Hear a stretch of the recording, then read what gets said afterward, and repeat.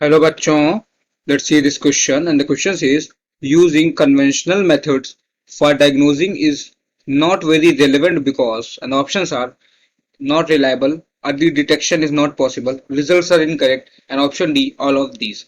So पहले हम लोग इसका की कंसेप्ट देखते हैं. इसका की कंसेप्ट है molecular diagnosis. Its key concept is molecular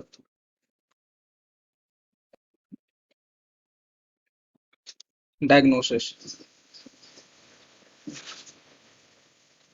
diagnosis. अब इसका क्या मतलब होता है? मॉलिक्यूलर डायग्नोसिस का क्या मतलब होता है? तो it refers to the act or process of. इसका क्या मतलब होता है? इसका मतलब होता है it refers to the it refers to the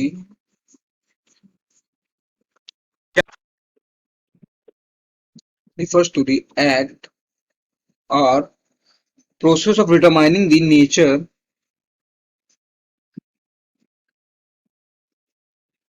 process of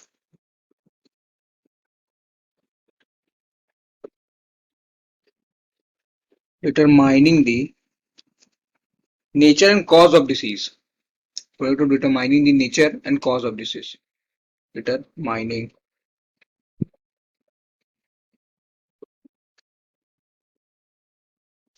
the nature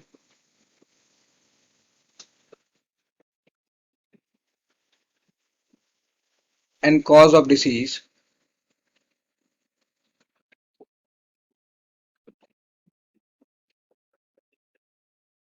Cause of disease. कैसे करेंगे ये सब? ये करेंगे through evaluation of patients history. Cause of disease through evaluation of evaluation of patients history. हम लोग पेशेंट की history जानेंगे कि उसके फैमिली में या उसके पेडिग्री में या कुछ भी क्या हिस्ट्री रही है डिसीज की. So patient history. उसके साथ साथ हम लोग करेंगे एग्जामिनेशन. हम लोग उसका टेस्ट कराएंगे और उसका एग्जामिनेशन एंड रिव्यू करेंगे of laboratory data. Examination and review of laboratory data.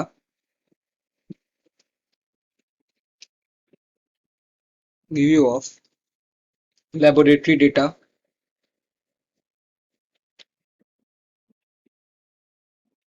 So ये सब काम हम डायग्नोसिस मॉलिक्यूलर डायग्नोसिस में करते हैं. अच्छा, इसके कितने मेथड्स हो सकते हैं डायग्नोसिस के? सो इसके मेथड्स की अगर बात करें, मेथड्स ऑफ डायग्नोसिस, तो ये हो सकते हैं दो टाइप के. एक हो सकता है ट्रेडिशनल मेथड और दूसरा हो सकता है मॉडर्न मेथड. एक हो सकता है ट्रेडिशनल मेथड और एक हो सकता है मॉडर्न. मॉडर्न. जो ट्रेडिशनल मेथड है डायग्नोसिस का, इसमें ही आता है conventional method.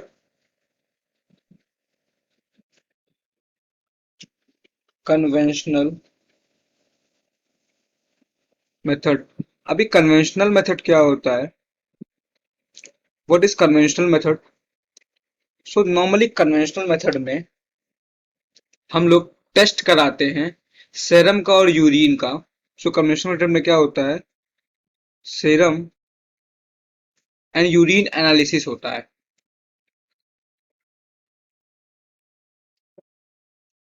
Serum and urine analysis.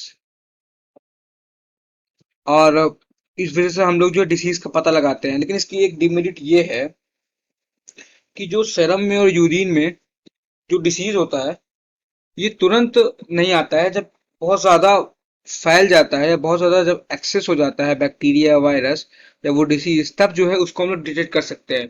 तो इसीलिए जो ट्रेडिशनल मेथड है, कन्वेंशनल मेथड होता है, इसमें अर्ली डिटेक्शन पॉसिबल नहीं होता है. Early detection not possible.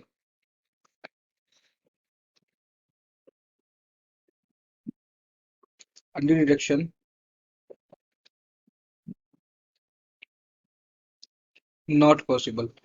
But हमें अर्ली डिटेक्शन चाहिए, हमें डिसीज के सिम्टम्स दिखने से पहले ही जो है डिसीज पता लगनी चाहिए कौन सी डिसीज है। तो उसके लिए बहुत से टेक्निक्स हैं जिसके लिए हम लोग इस्तेमाल करते हैं modern modern methods of diagnostics का। मॉडर्न मेथड्स ऑफ डायग्नोस्टिक्स में पहले तो हमारा आ जाएगा रिकॉम्बिनेंट डीएनए टेक्नोलॉजी।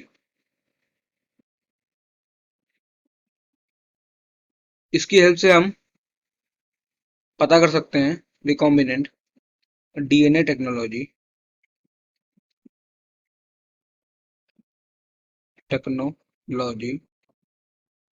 जिसे आरडीटी भी बोला जाता है, RDT.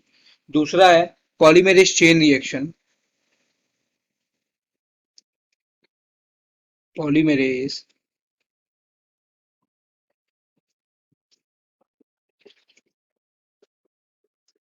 Chain reaction.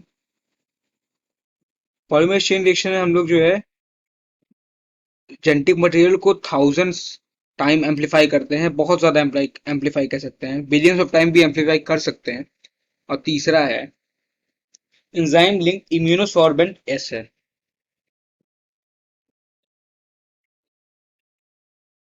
Enzyme linked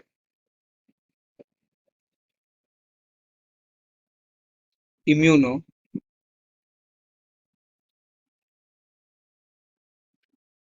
immunosorbent एसे,